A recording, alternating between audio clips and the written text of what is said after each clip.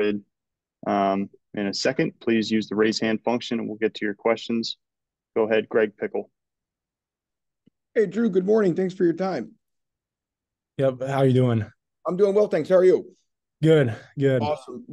Drew, when you look at Ohio State on film, what have you seen from them so far defensively? Yeah, I mean, they're very talented. All three fronts of their defense. They got a great defensive line, great defensive ends, and then their interior defensive line is also very good. Very experienced linebackers that are very savvy in what they do. They know where they're supposed to be, and they go out and execute their jobs. And then secondary, that's very talented as well. A lot of athletes on the back half of their defense, so definitely going to be a great challenge for us this week. Rich Scarcella.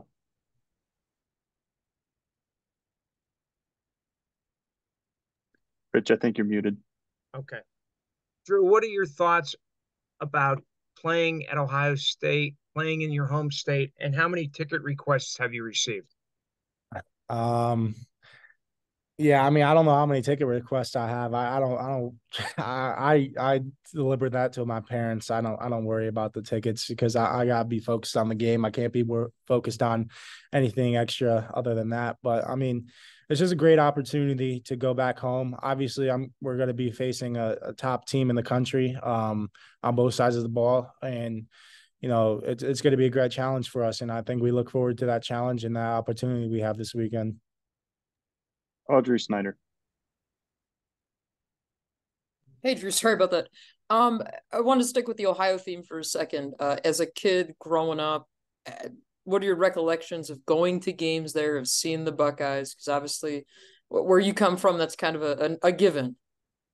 Yeah, I mean, I did grow up going to Ohio State games, like a lot of us did in Ohio.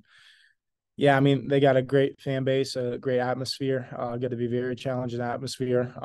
They're a very passionate fan base. But I think it's nothing we're not prepared for. We practice in very loud environments all the time. I'm sure you guys hear the speakers on Tuesdays and Wednesdays. So yeah, I mean, I think we're going to be prepared for it. But at the end of the day, it's just going out and executing our jobs and just being sound in our assignments.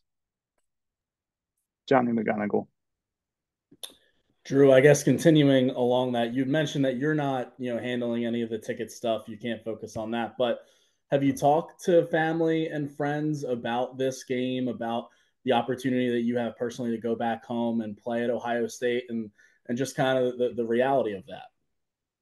I mean, yeah, I definitely talked to them about it. But at the end of the day, like we just have to approach it the same. We can't approach it any differently. We can't change our routine about anything. We have to keep improving on our process as a team and as individuals. And I think so far yesterday, I know we had great meetings with like player-led meetings because Monday's our off day for us. So we had a great start on Monday. We just got to keep building that off today with meetings and practice and, just give ourselves the best opportunity to go out there and execute and just be very diligent in how we, watch film and how we take notes in meetings this week. Daniel Gowan. Hey, Drew, you're halfway through the season with Mike up in the booth. How has that gone for you so far? And what kind of role has Danny O'Brien played on the sideline as a bit of an intermediary between you guys?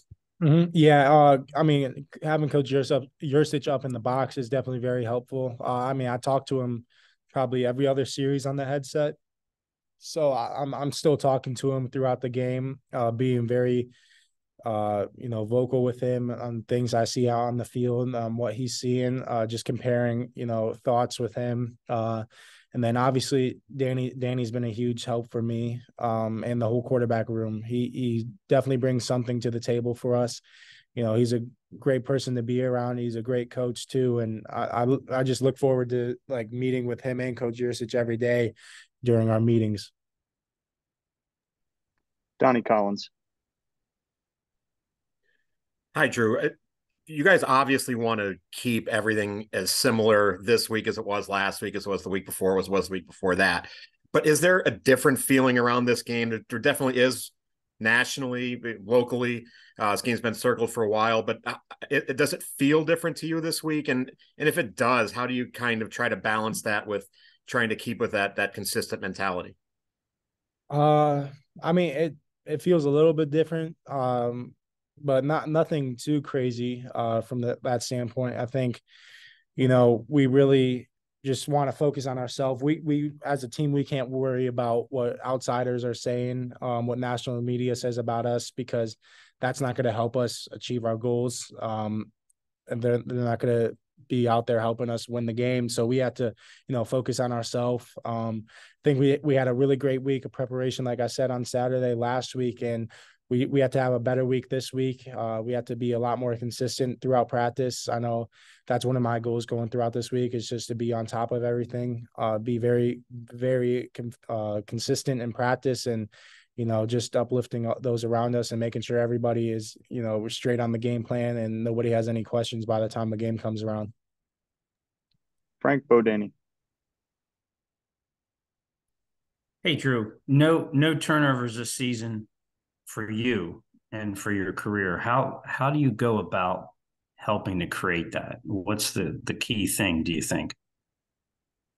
I mean, I think the key thing at the end of the day is just taking what the defense gives you, and don't take unnecessary risk with the football, especially depending on, the situations in the game. There's situations where you have to force things, and maybe that you wouldn't if you were up, or if it was, in the middle of a game. But I think it's just taking calculated risk with the football, and, just being patient, because at the end of the day, we can say all we want about taking shots downfield and things like that, but we have 3 safeties running deep most of the game, and then the corners falling off on our level routes. So I'm not going to throw it into harm's way and either get our receiver lit up or allow the defense to have a free interception. And it's very hard. Like I've been saying all year, it's very hard to, tackle Nick, Fat, and Trey out in open space. And if we can get those type of athletes, like our receiver room out in space, we're going to do that no matter how it comes. So we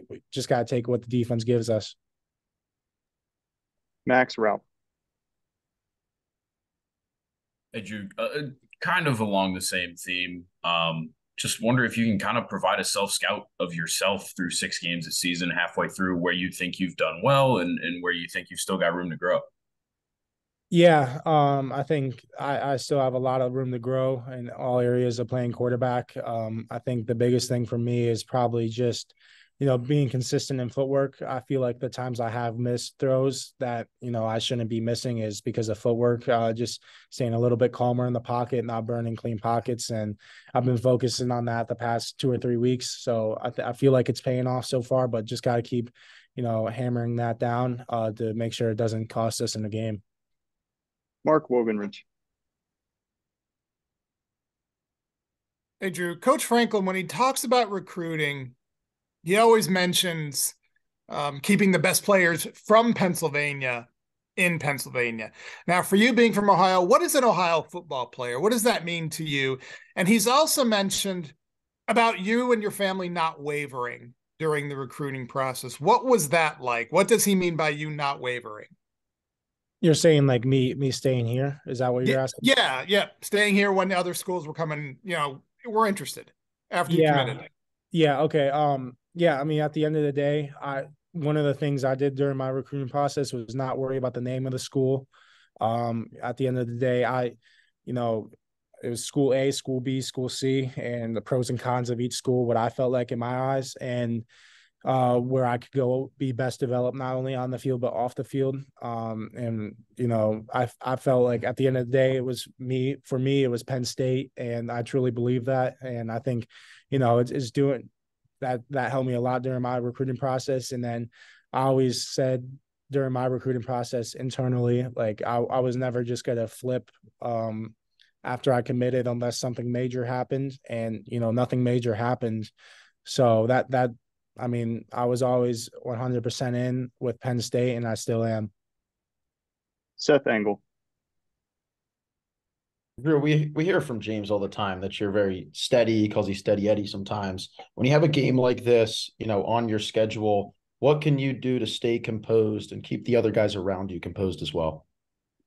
Yeah, I think that starts throughout the week. We can't change our process, like I've been saying. We can't, you know, not prepare the same like we've been doing, because obviously it's been working for us. We can keep improving and keep adding stuff to our routine, but we can't, you know, drastically change it, because there's a reason we've been successful so far, and it comes through the process that we putting in throughout the week. And I think at the end of the day, for me, that's always how I try to keep it in my control. I never try to make things bigger than what they are or smaller than what they are. Just kind of, you know, go out and deal with it and go out and play, because, you know, I mean, I get to play football, fortunately, right now, and it's a lot of fun for me. And, you know, I don't want to make it where it's to the point where it's not fun for me to go out and play. Don't get me wrong. I'm going to like prepare like it's my job, but I'm not going to not have fun going out and doing it. And I think that's what we have going as a team right now. And I think we have a lot of passion on the team, and we're just looking forward to this opportunity this weekend.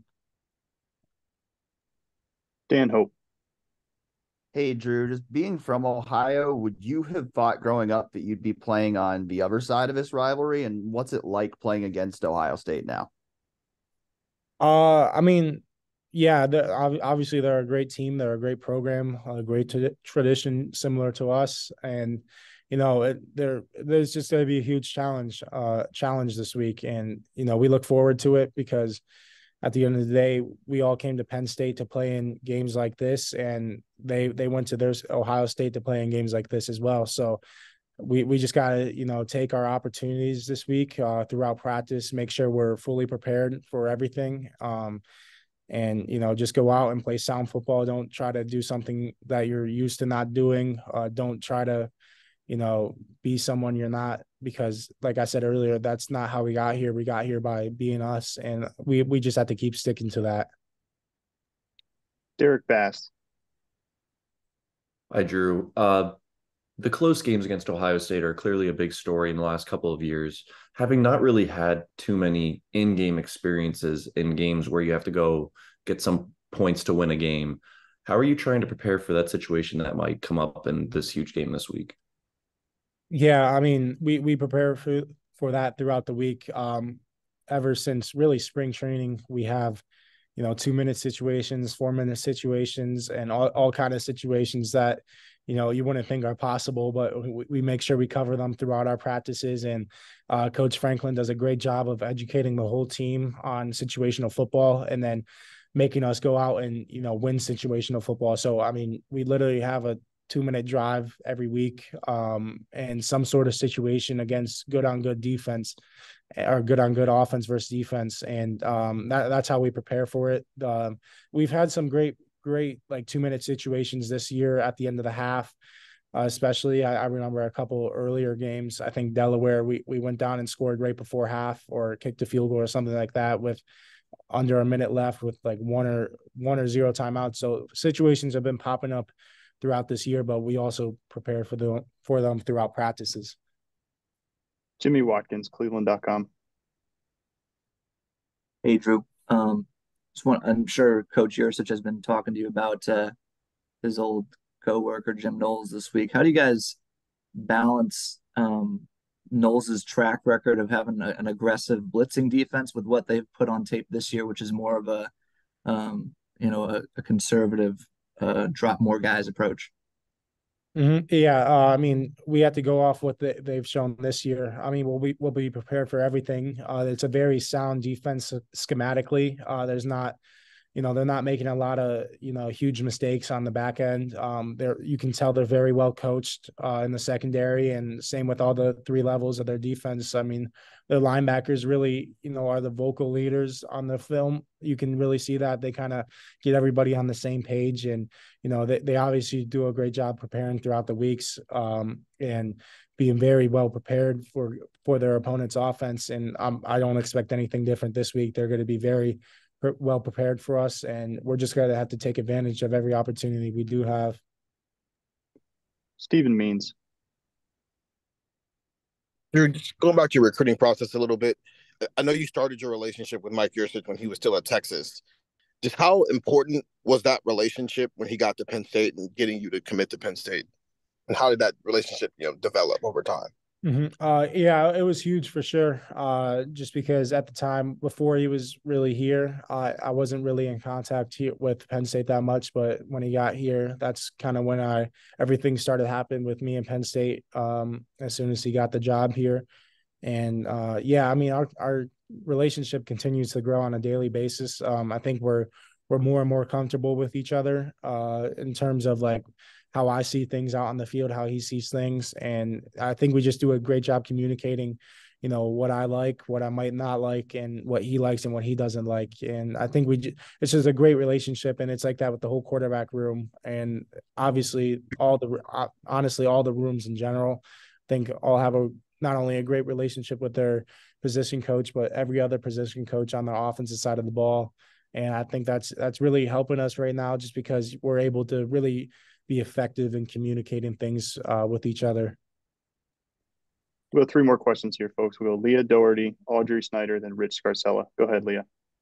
Hey, Drew, Leah Doherty with 19 News out of Cleveland. Growing up in Medina, what specifically was it about that high school football program that allowed you to develop in the quarterback you are today? And do you still kind of keep in touch and talk with some of the guys that you played with? Yeah, I mean, I keep in touch with them all the time. Our group chat is still, you know, pretty active. Yeah, I was actually able to go back during our bye week, and they played Cleveland Heights. So I was able to watch them play. But yeah, I think the whole quarterbacking took off for me at Medina with Coach Brad, obviously my quarterback trainer, but then Coach Laird. I mean, we were 5 wide the whole game, just slinging it. You know, I probably averaged like 50 attempts my senior year per game. And that's probably where I got most of my confidence from, just Coach Laird, just because of the person he is and the type of personality he has. And I think that kind of rubbed off on me in a good way. And, you know, I still keep in touch with all my coaches, even if they're not coaching anymore at Medina. They might have moved on or got a different job. Still try to keep in touch with all of them, because they're a big part of the reason I'm here. Audrey Snyder. Drew, during the bye week, Mike Gesicki said to us that you and the receiving core, he wanted to see you guys get on the same page. What, if anything, extra did you guys do during that week, and what does it mean now having Trey back? Yeah, I would say the one thing we did a little bit differently is, since obviously it was a bye week, we didn't have a game. We didn't watch the next week's opponent on our Monday meetings. We decided to actually watch one-on-ones throughout practice from the weeks prior, whether it be red zone or open field one-on-ones. And, you know, I kind of let the receivers run the meeting and talk about their routes, what they were thinking. And then me and Bo would jump in and say what we were thinking versus a certain coverage, certain leverage on a route, and how we would ideally like to throw it, so we can really communicate that, and then they can now expect that when we go out and that happens. So I think that was the one thing we did a little bit different, just because on Mondays we're usually just watching the next week's opponent's film as opposed to one-on-ones, just to get a head start on them. Rich Scarcella, and wrap us up. Drew, how would you describe your relationship with Olu? What kind of guidance, mentorship has he given you? And how would you describe having him as your blindside protection? Yeah, I mean, I love being around Olu. Obviously, he's a great player, and he has a very bright future ahead of him. I don't think any of us don't see that. And honestly, I've said this a couple of times before, but as good of a player he is, he's a better person to be around. And I truly do mean that. With him, I mean, we really bonded during the Rose Bowl trip last year.